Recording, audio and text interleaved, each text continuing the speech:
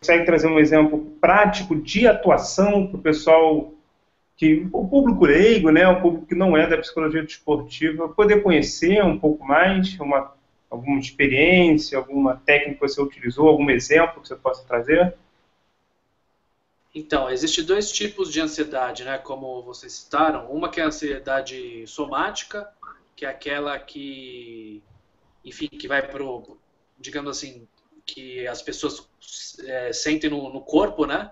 E a ansiedade cognitiva, que são os vários pensamentos, enfim, que a pessoa fica com vários tipos de pensamento. O que eu costumo fazer, indicar, é justamente isso que o Maurício falou, que é o que eu falei antes de meditação, né? Que é que é a atenção plena, que é o indivíduo um pouco antes de entrar em ação, ele ter pensamentos positivos, ele respirar, tentar abaixar a adrenalina, né? Porque a ansiedade ela vai estar acontecendo, não tem jeito, né?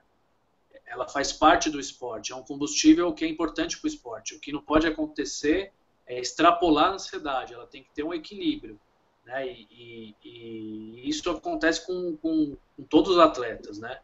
Independente da modalidade. É claro que tem modalidades enfim, os indivíduos têm um pouco mais de ansiedade, outros que têm outro tipo, enfim, né? Mas o que eu costumo indicar são respirações, né? Técnicas de respiração, imagens mentais positivas, né? Autodiálogo positivo, que são frases motivadoras, né? Que o indivíduo escolhe algumas frases. Enfim, isso também é variável, né? Para cada pessoa. Algumas técnicas funcionam com algumas pessoas e para outras a gente tem que utilizar outras técnicas, né? Eu Mas a acho que respiração, basicamente, ela pode ser indicada para todas as pessoas, porque a respiração é algo natural nosso, né? A gente consegue controlar esse tipo de respiração. Eu acho que esse exemplo que você trouxe é muito bom, que funciona para cada pessoa. Que, por exemplo, você vê tenistas, quando vai falar, ele mesmo segurando, falando com ele mesmo, quando ele vai sacar, né, falando com ele mesmo, então um jogador de vôlei. E eu costumo falar muito para meus atletas que assim, você não tem que brigar com a sua ansiedade. Se você entrar num duelo contra ela, já era, você perdeu, você não vai conseguir controlá-la. A ideia é você dançar com ela, é como se ela fosse uma música e você bailar com aquela música. O que você acha, Thaís? Não, antes de comentar sobre essa questão, é importante colocar também que esses exercícios, essas técnicas, essas estratégias devem ser trabalhadas no dia a dia do atleta, não apenas na véspera, porque muitos atletas querem utilizar apenas na véspera, né? Chegou ali, só quer trabalhar quando é uma final, né? Um jogo mais importante.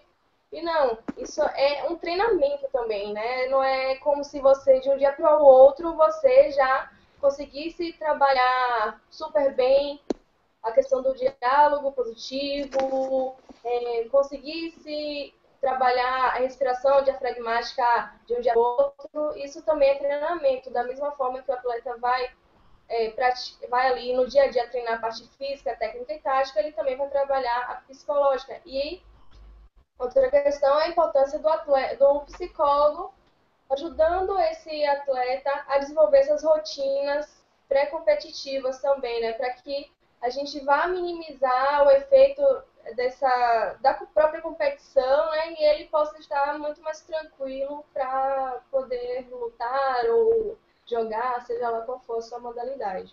Bacana. E aí eu até pergunto, assim, a gente está tendo as Olimpíadas aqui no Rio de Janeiro, em casa a gente teve a Copa do Mundo. Esse trabalho com a ansiedade, ou a ansiedade de estrear em casa, ou até durante a modalidade, durante a prática, ali, quando você está em casa, há um trabalho específico diferente, porque tem uma torcida, porque tem muitos atletas que nem moram Eu aqui. acho que deveria ter, na minha opinião, porque como tudo na vida, né? Há pessoas que se motivam jogando em casa e há pessoas que sentem a pressão jogando em casa. Então, como a Thaís disse aí agora, super bem, isso pode ser treinado, né? Então, o fato de jogar em casa, a gente pode treinar isso para os atletas, né, para os indivíduos, né? Eu acho que isso é um tipo de trabalho que com certeza os nossos colegas que estão atuando nos Jogos Olímpicos fizeram com os atletas deles. Não tenho dúvida, né? Porque é algo super necessário, né? Bacana e legal essa coisa do depender do sujeito, né? Eu acho que é importante as pessoas frisarem isso.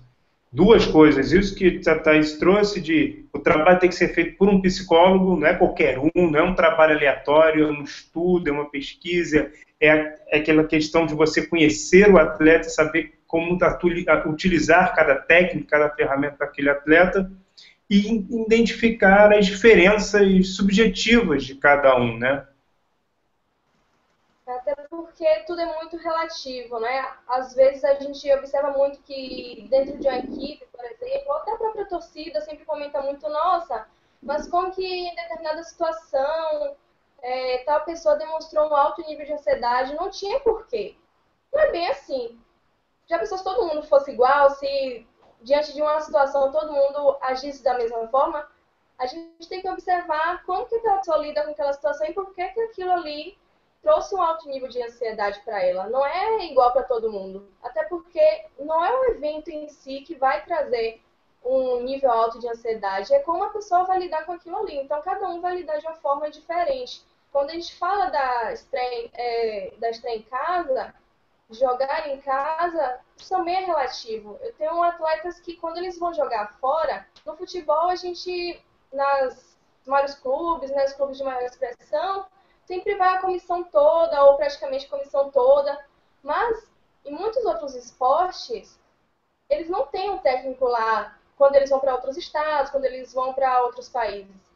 E eles muitas vezes sentem bastante. Então, para alguns atletas é bem melhor quando eles jogam em casa, que eles têm a família, que eles têm a torcida, eles têm a equipe ali, sempre gritando, apoiando. Já outros não. Quando tem a família ali, ele apresenta um alto nível de ansiedade, ele prefere ir fora porque não tem ninguém ali, ele não se cobra tanto, né, para ter um bom resultado, para mostrar aquele resultado para a família. Então, tudo é muito relativo, é uma questão também que a gente tem que colocar, não é porque a gente tem que tentar entender o outro, se colocar no lugar do outro.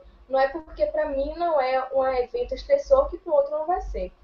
É verdade, é questão do contexto, né? É a questão do contexto. E aí eu queria ouvir um pouco até do Maurício sobre isso, assim.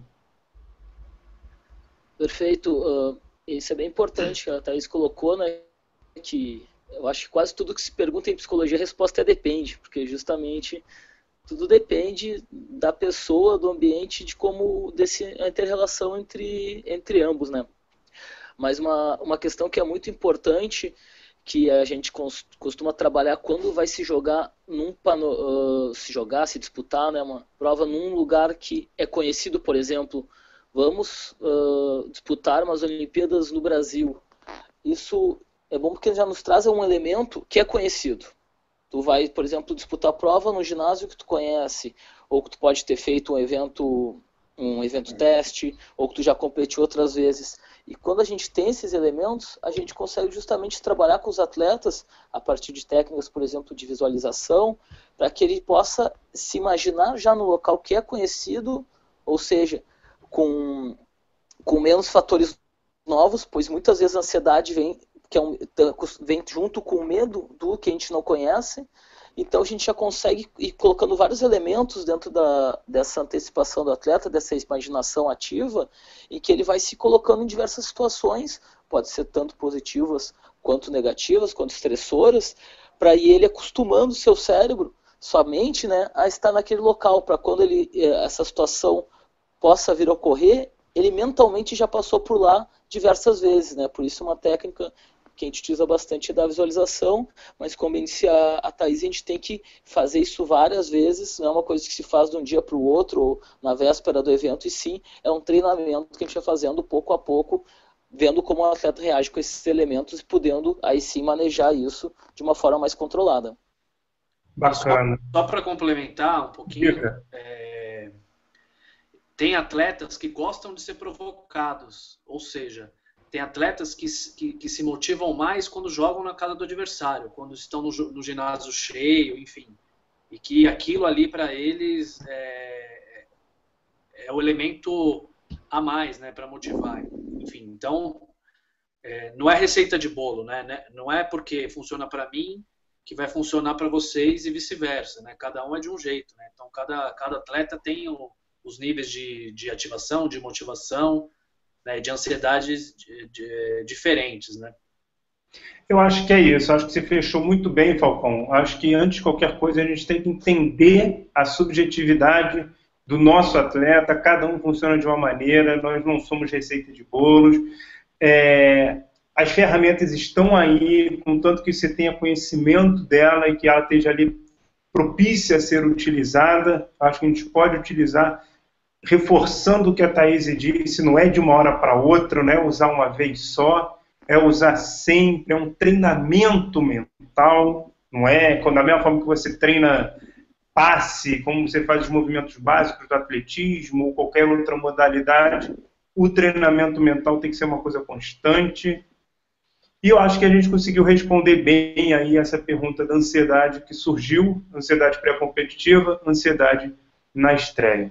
Pessoal, esse foi o nosso Papo de Pé, passo a passo. Hoje o tema foi sobre ansiedade. Fique ligado nos nossos links, fique ligado nos nossos vídeos e fique ligado nos nossos ao vivos também, onde a gente pode ter uma discussão até com vocês ali no meio do caminho, podendo trocar com a gente, o que é muito importante. Vocês realmente trazem os assuntos para nós. Beleza? Então é isso. Um grande abraço e até a próxima. Um Papo de Pé. Boa noite. Obrigado.